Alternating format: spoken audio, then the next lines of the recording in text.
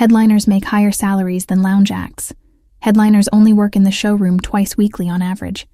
A lounge act works most of the week, if not every day, in the lounge, entertaining guests before dinner and after the show.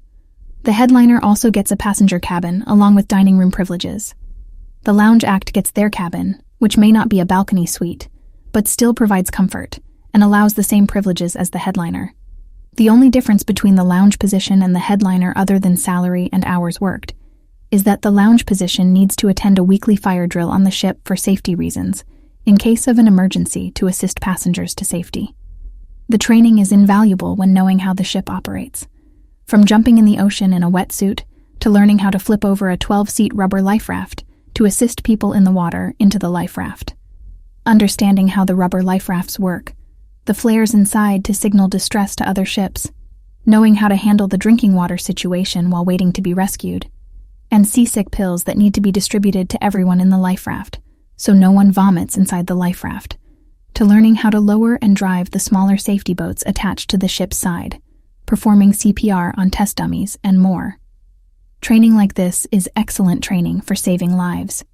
For the most part, all other positions on the vessel have varying salaries and compensation packages, along with daily duties, training, activities, and responsibilities, while sharing a cabin with one or more other crew members.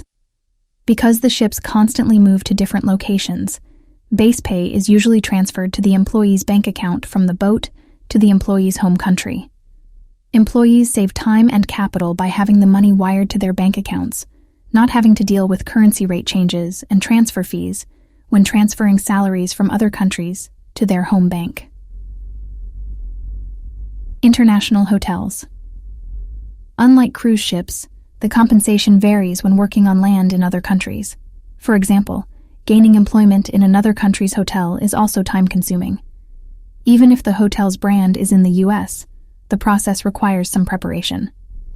As with cruise ships, hotel jobs in other countries require a valid passport, usually with at least 6 months of validity left on the passport. Hotels on land in other countries require offshore employees to obtain a work permit to gain employment. The work permit can only pass if the hotel invites one to work for them. Usually the process goes like this. The company pays for airfare, and one flies over with a tourist visa. Once arriving in the country, transportation is waiting at the airport. Depending on the compensation package, transportation could be a taxi, a bus, a car, or a limousine ride to the hotel.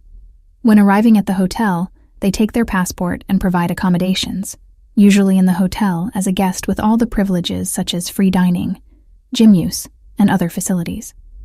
This view is from the entertainment side.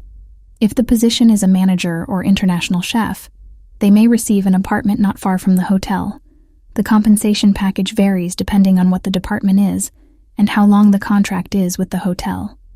When the hotel has the passport, it will be over to the Human Resources Department, and they will proceed with the paperwork for one to fly to a nearby country and stay for a few days.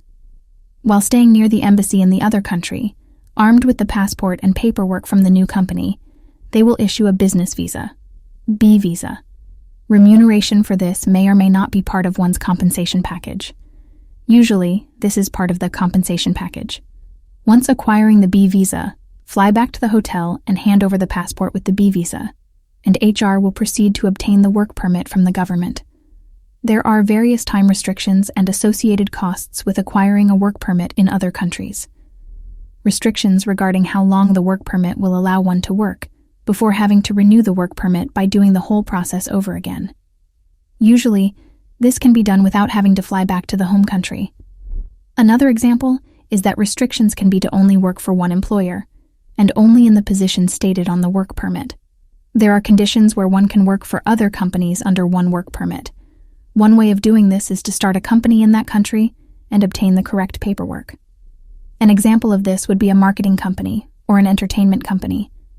Having worked for a worldwide hotel in Hong Kong during the handover ceremonies from British rule to China in 1997, Britannica, 2023, having since returned for other contracts.